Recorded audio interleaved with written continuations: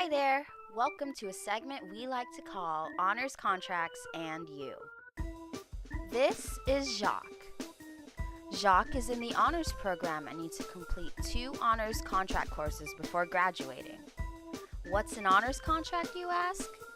Jacques knows, and it's a good thing too because he's about to do one right now. Let's watch. It all begins when Jacques wakes up bright and early to sign up for classes.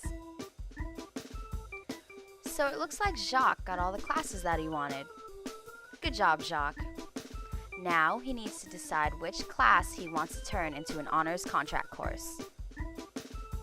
Honors contracts allow students to, under the guidance of a professor, move beyond the existing curriculum of an upper division course and achieve greater depth and rigor. There are 3 ways that a student can achieve this greater depth and rigor. One of the ways Jacques can do this is by integrating more challenging content into the curriculum. For example, in Jacques' rocket science class, he may choose to closely study the designs of various space shuttles throughout the entire semester. Or Jacques may consider integrating an allied emphasis.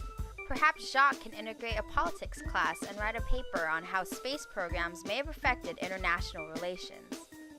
Lastly, Jacques also has the option of integrating social justice into an existing curriculum. Maybe Jacques can create a website explaining the effects of light pollution and how individuals can help reduce it. Now, Jacques thinks long and hard before he decides that he will do an in-depth study on space shuttle design for his contract. Now he needs to see if his professor is willing to work with him on this contract. Sometime before classes start, Jacques meets with his professor to explain what an honors contract is and how he would like to work with her to ensure that he completes the course with greater depth and rigor. After getting the green light, Jacques is ready to work with his professor to develop the contract. However, before submitting his proposal, Jacques must attend at least 1 honors contract workshop and complete a self-assessment.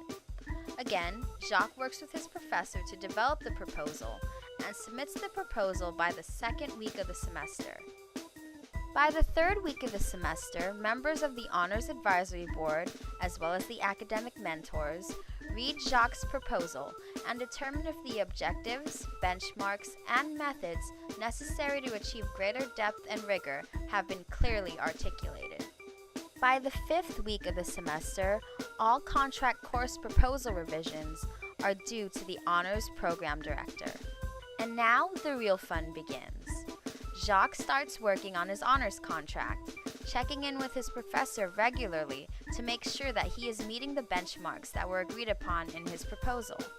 So far, it looks like he's done excellent work on studying the evolution of the space shuttle.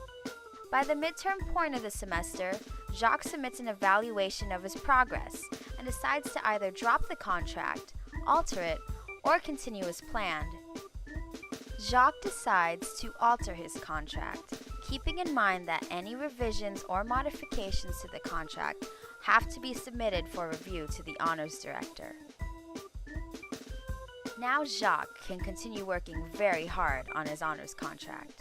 You go, Jacques. You've got this. At the end of the semester, Jacques' professor sees that all of his contract requirements are met, and he receives honors course credit on his transcripts.